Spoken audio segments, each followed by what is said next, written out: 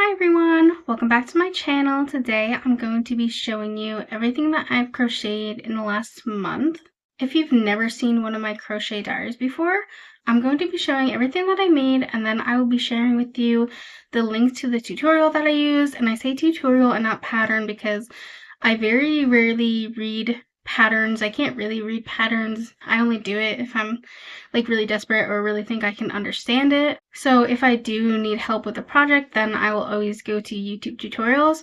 So if I use a tutorial, I will be linking that in the description for everything that I show, if there is a tutorial for it. I will be also talking about the difficulty level of every project and talking about whether it's beginner friendly or not, and how much yarn it takes to make the project. And I will also sometimes be sharing the price that I sell these things for at markets. I have all that written down on a sticky note under the camera so that I don't forget, because sometimes I do forget on certain items. So the first thing I want to show is this cardigan that I made for myself. Let me lower the camera so you can really see it. I've said recently that I really am in the era of making things for myself, and I really wanted to make myself a solid hexagon cardigan ever since I've started making them a little while ago. And I made it in this light yellow color, which you might be thinking that this is just because butter yellow is a very trendy color right now, but I'll have you know that yellow has always been my favorite color. Not necessarily light yellow, but I just enjoy all shades of yellow. My favorite is probably the one that's on my shirt underneath, but I also don't mind doing like trendy colors. There's always like a color of the year that fashion tends to follow and everything like that, and I have seen a lot of butter yellow cardigans specifically, which was a little bit inspiration to make it. But the reason I don't mind doing it is because I always love colors no matter what. Like, I'm just a colorful person, and I really love variety of colors, and I love to have a variety of colors in my closet. So if there's a color that's trending but you already happen to like it, then I don't think it's a crime to be on trend and use that color. The only time it's weird is when people don't like a particular color or style in any kind of fashion trend, and then they're like, oh, I don't really like this, but I guess I have to wear it because it's trending. No, you don't.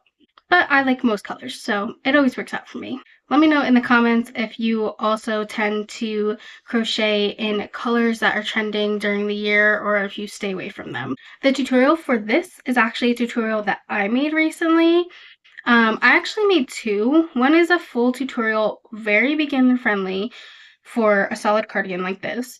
And then the other tutorial is not a full tutorial. It's more of like if you already know the basics of how to make a hexagon cardigan, but you want more of a size guideline and you want to know how many rows does it take to make this size, and like how much length do I need to add to the sleeves. That's what that video is about. So I'll link both of those and you can pick whichever one you need.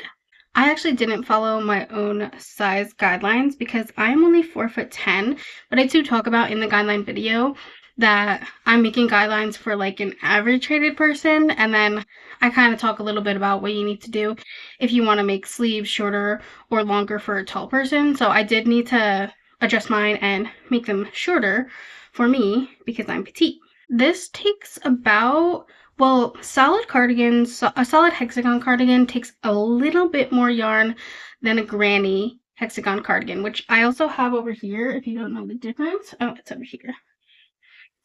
The granny is when it has the holes in it. I used 4 solid skeins of Big Twist for this cardigan, plus a little bit more. So those are 380 yards. So 380 times 4 is 1,500. And then I'd say I used like 100 more yards. So 1,600 yards to make this solid cardigan. And this is in a size 2X. So that does make a difference, of course.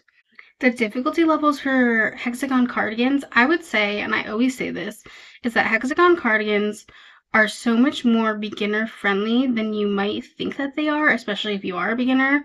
They are the most perfect project for if you're a beginner and have never made a big project or a big wearable, as opposed to a small wearable would be like hats. A big wearable would be like a cardigan or a sweater. It is so perfect for your first attempt at that. I think that you should really, well, I shouldn't say should, but you could really try to do a cardigan before you try to do smaller things like beanies or stuffed animals, because I guess it really depends on the person. Everyone has different like areas of expertise or things that they're better at. But in my opinion, hexagon cardigans are just like so straightforward about what you have to do. The only difficult part about it is keeping up with having 6 corners all the time. Like, you just have to check after every single row that you still have 6 corners. Otherwise, it's not going to fold correctly into the cardigan shape, which sucks. But I will say that instead of starting with a solid hexagon cardigan like this one, it's better to start with a granny hexagon cardigan like this. This one has the intentional holes in it. That's what makes it a granny. I think that things like this are very easy to pick up on. Most beginners practice granny squares anyway, or some form of doing a granny stitch in some type of project. Like the first, like, I don't know, 15 things that I did was blankets, and they were all like granny stitch blankets. I don't know if that's really what they're called, it's granny stitch. But it's like when you have a cluster of 3 double crochets like this, and then there's like a gap, and then you're doing 3 double crochets into the gap from the previous row.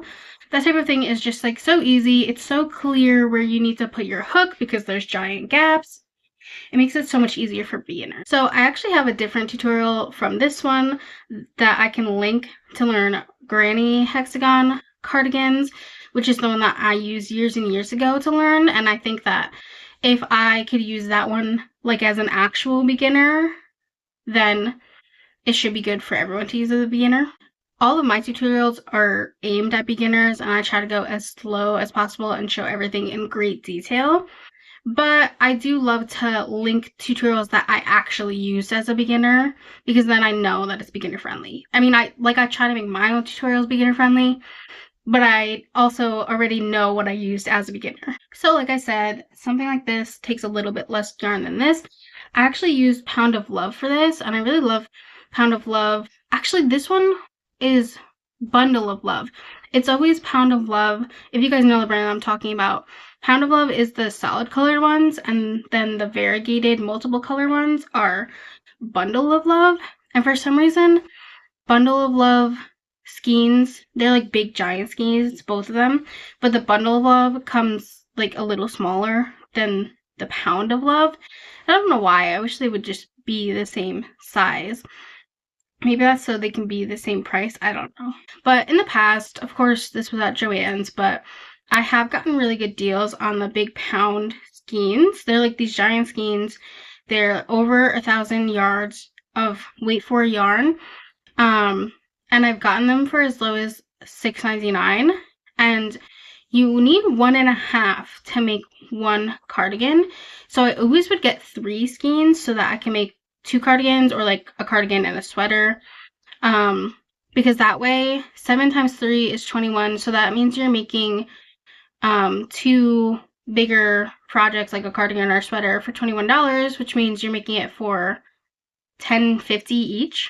That's not bad. The next thing that I want to show is something that you might have already seen on my channel recently, because I did a quick little tutorial for it, but it is these candy pillows. So I made one in mint and light pink. I thought that was cute candy colors. And then I made another one in light pink and yellow, which is giving pink lemonade to me. Very cute. This actually looks like the same exact yarn as my cardigan, but it is 2 different brands. Very close though. So if you've been a subscriber of mine for a while, you may remember that I made a 2025 goals video in January, and one of my crochet goals was to make a spiral sweater.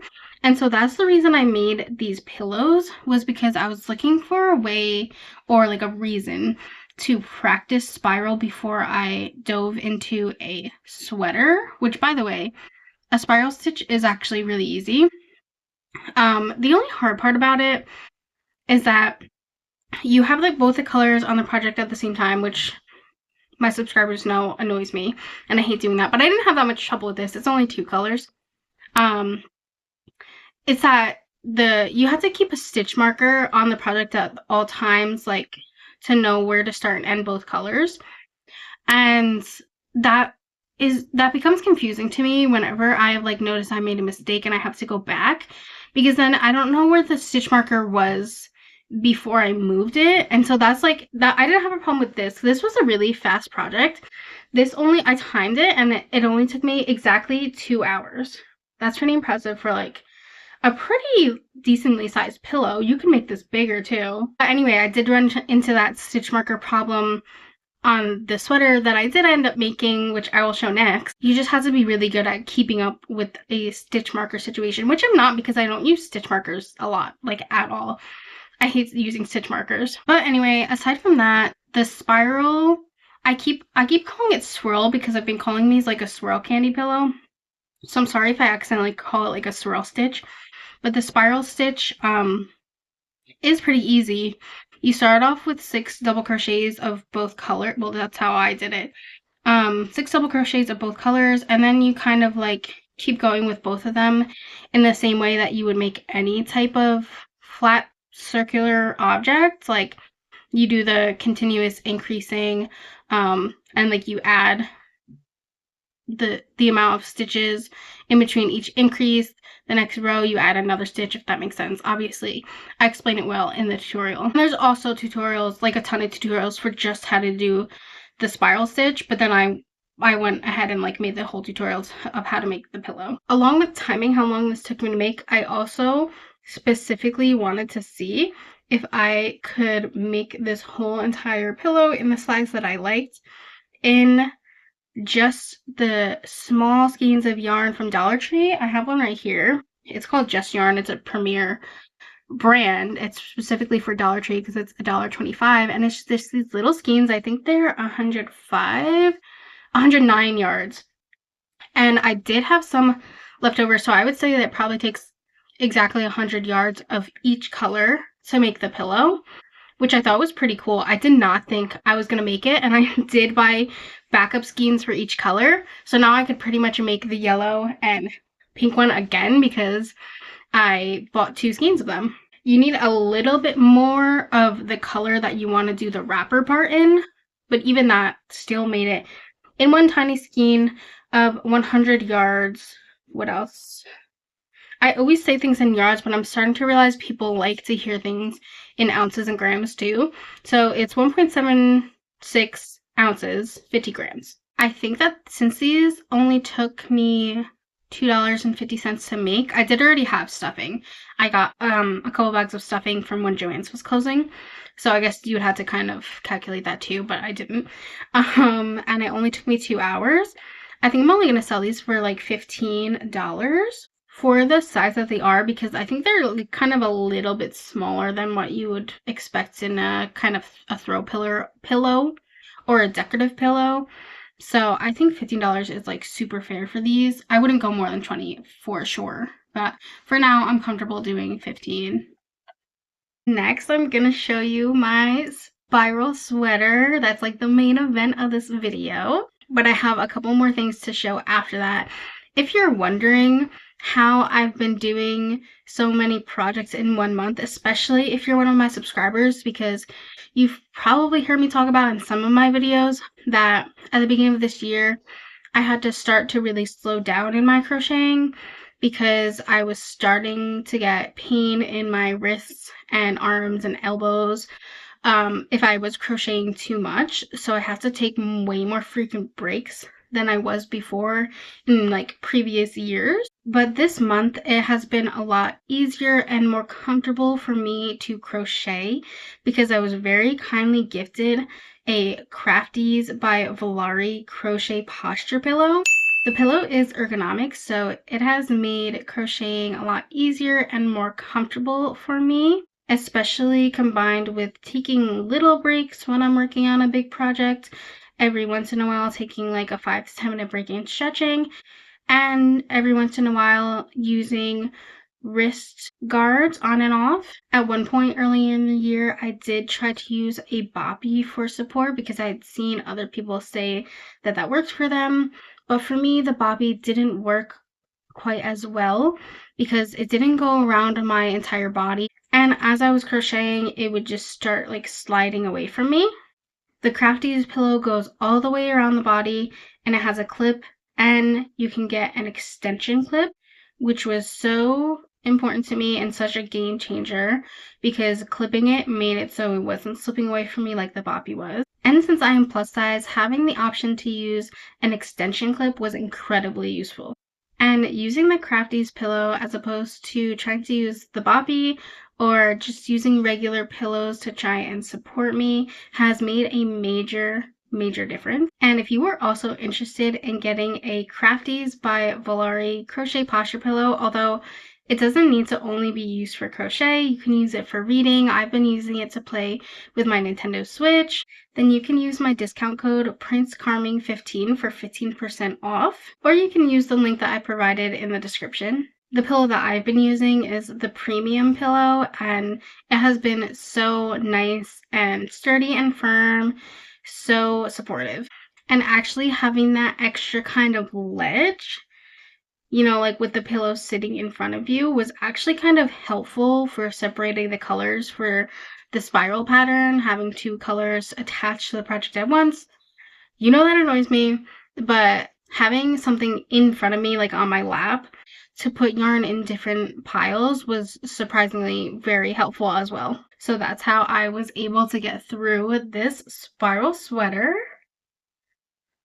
There she is, probably my biggest crochet goal of the year. This was the last one I had, I think.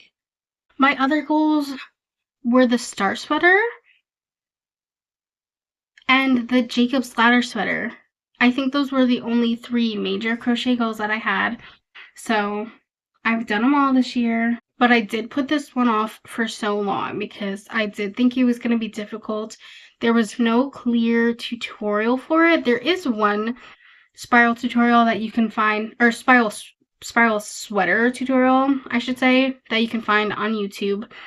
But that one just wasn't quite my style. So I can link the tutorial that I did not follow, but that I know is there for a spiral sweater, but I freehanded this baby. And let me tell you, it is the most freehanded thing I've ever done in my life, because usually when I'm freehanding, I still kind of like know what I'm doing and I have somewhat of a plan. I did not have a plan for this. And I'm lucky that it worked out, honestly, because the hard part of making a spiral sweater is turning the spiral into a square eventually to make it a sweater shape. And I guess I kind of did that. There's still like parts of it that didn't square off like perfectly, but I figured once it's sewn together and once it's on a person's body, that doesn't matter. So I don't know. I mean, while I was making this, in my head, I was like, I'm never going to do this again. I say that all the time when something's really hard. And it wasn't that hard, but I just like was so lost and so making things up as I went along that I was like, I probably can never do this again. At least not in the same way. I was writing things down, but I still was like, I don't know if this is right. So that always makes me think like I probably should never do this again.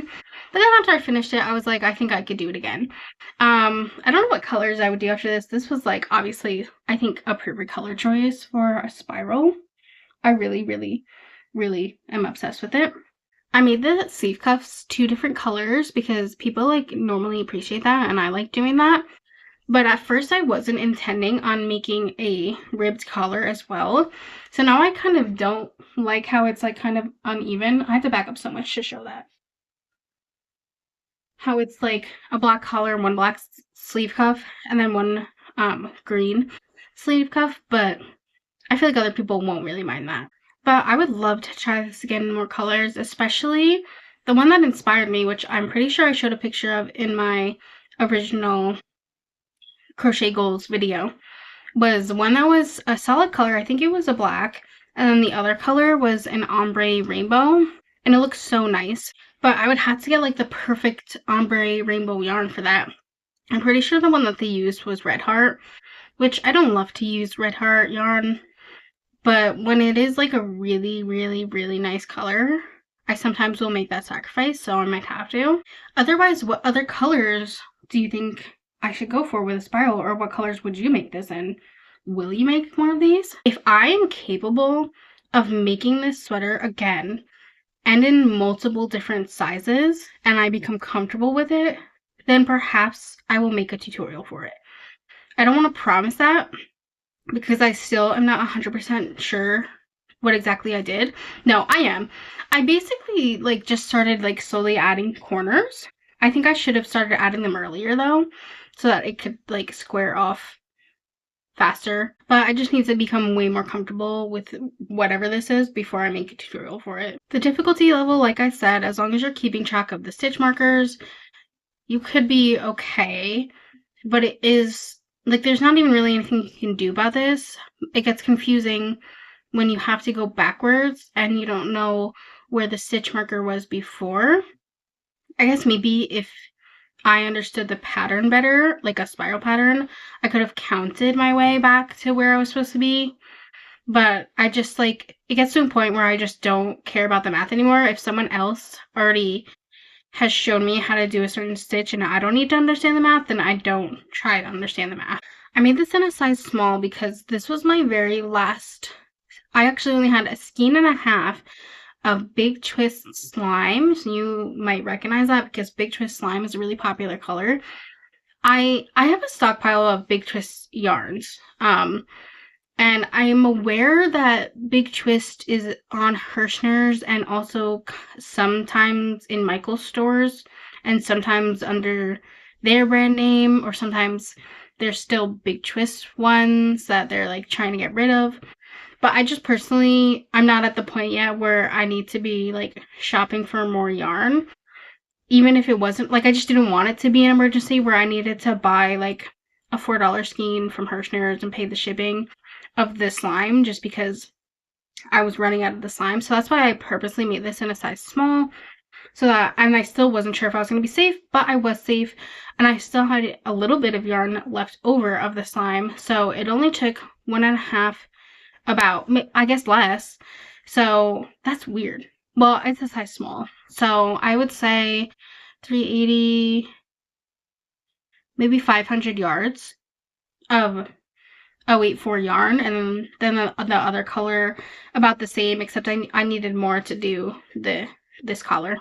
I'm actually gonna weigh the Big Twist slime that I have left from this project and see if it possibly is enough to make a candy swirl pillow, because I really want to make a Halloween-y one, because I think having a candy pillow out for like as a Halloween decoration does make sense. Makes even more sense if it is kind of spooky colors. So I really wanted to do a slime with a purple and have it be a swirl. I'm not sure if I have enough of the slime left, but I'm gonna weigh it and see, because if I do, I'm definitely gonna do that. I did make one bow keychain out of the leftover yarn that was on the first skein, like, you know, when you're, oops, I dropped it. When you don't have enough of one skein to keep going, so then there's just a little bit left on that skein, but then you just go to the next skein instead of trying to use a little bit. Does that make sense? Do other people do that? So that you don't have to tie on more yarn than what is necessary. So using that little bit of slime, I made a little bow keychain. I've been making these anytime I have leftover yarn, and I'm only going to be selling them, and I have been trying to sell them at craft fairs for $1. They take like 10 minutes. Pretty beginner friendly. I will link the tutorial that I watched to kind of get a sense of how to make them, but I kind of adjusted it to what I wanted to do, and now I just have it in my notes app of exactly like how I make them. But yeah, they don't take that much time, and then I just tie them to a keychain, so I am totally comfortable selling them for just $1, but they haven't been selling, which I've been surprised at. I think it's because, as I've talked about in a lot of my videos, I'm pretty sure, people at craft fairs don't really like look at our price signs. Me and my sister both sell things at craft fairs together, and we have price signs everywhere. We have price tags on the items. I have a QR code to a price list that's on the outside of the tent, so if people are like too uncomfortable to come look, they can just like scan it while I'm not looking. Like I can't see them because it's in front of one of my racks of clothes. And I can see on the data of the QR code that like no one ever scans it.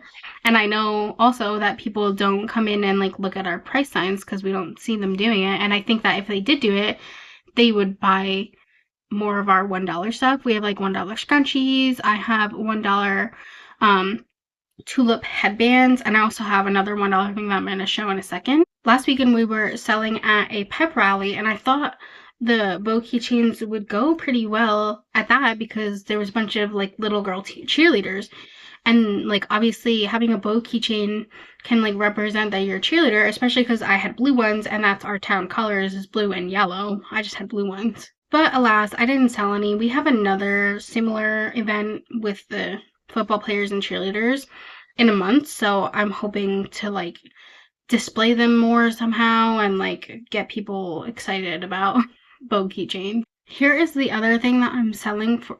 It's gonna take a second to focus.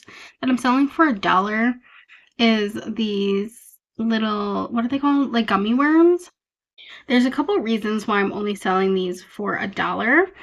One is that I'm so bad at making stuffed animal type things or like any type of toy.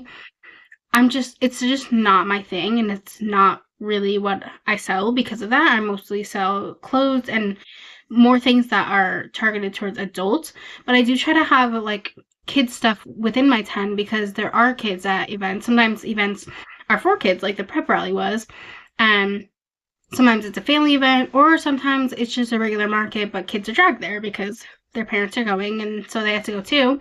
And so I like to have things for kids and something cheap for kids because they'll ask their parents for it and their parents will be like, no, I gave you like this budget, or I told you you could buy this many things. And if it's like just something that's $1, then parents can't super argue with that. Another reason that they're only $1 for me is because they only take 10 minutes to make. Super, super fast. And I have so much velvet yarn. A couple of years ago, I asked my aunt for velvet yarn for Christmas, and she gave me so much of it, which was so nice. But now I have so much of it still. The only thing I make in velvet is scrunchies, and that doesn't take a lot of yarn. So I just like been desperately trying to get rid of my giant skeins of velvet yarn for years. And so anytime I make something in velvet, I don't consider that to be like a loss for me. Like I don't consider the yarn price at all because I don't want the velvet yarn anymore. I try to look for ways to get rid of it. So for me personally, it's like a win-win situation if I can sell more of these worms or scrunchies, but people don't buy scrunchies anymore either. They used to buy scrunchies a lot. The worms are bendy because there are hair rollers inside of them, which I got at the Dollar Tree, a 6-pack for $1, so not bad. I completely 100% followed a tutorial for this right down to the brand of hair rollers inside of the worms, so I will link that tutorial.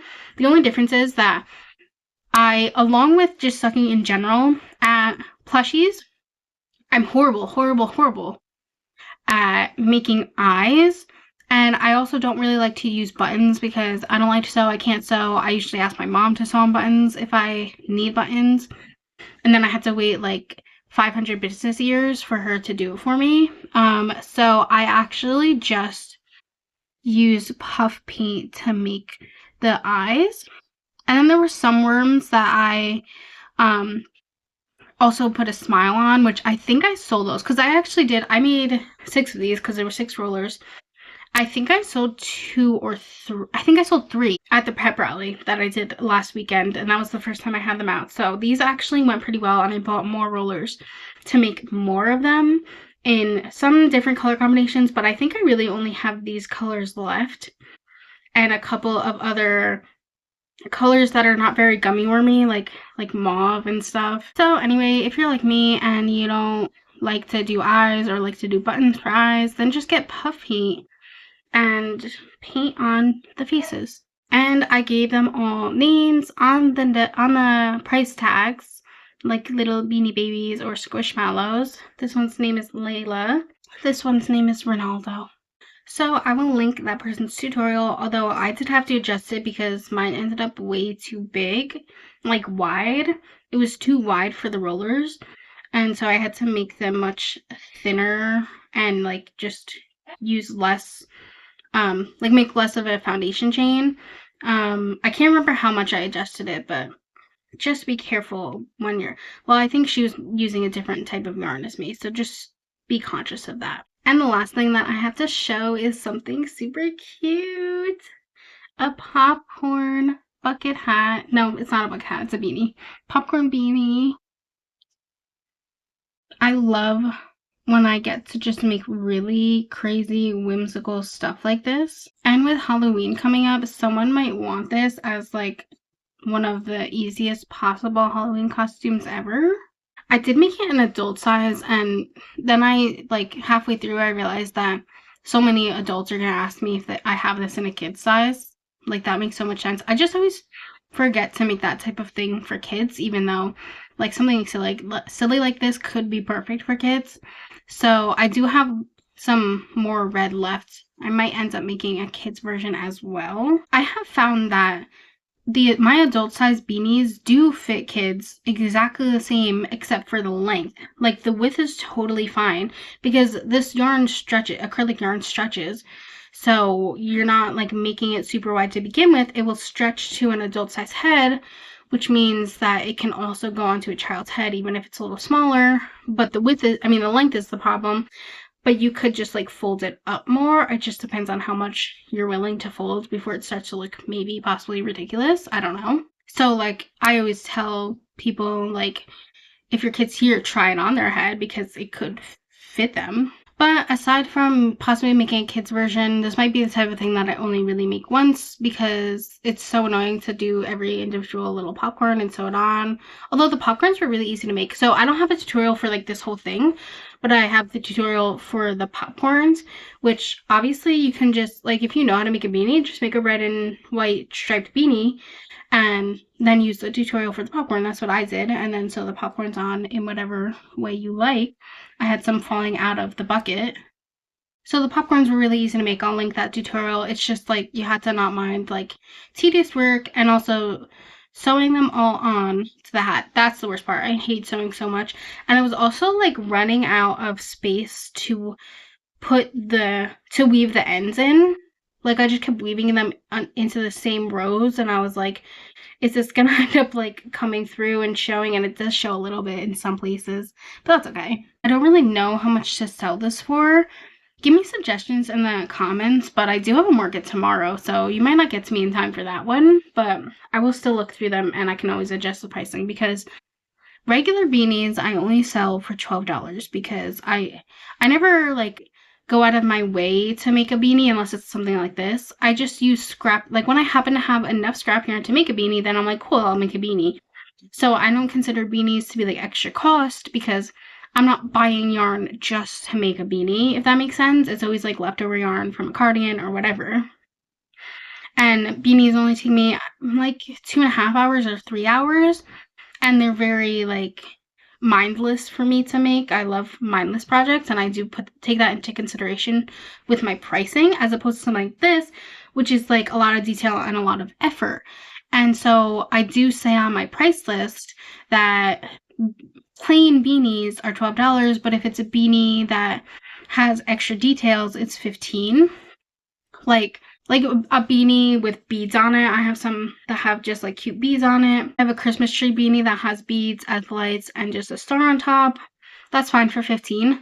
But this, I think I have to make it like $20 because it's just that much more effort to do all the little popcorns. It's so hard to see on camera, and I couldn't show this in like taking a picture of the hat, but some of the little popcorns I used a darker color so that they would look more buttery.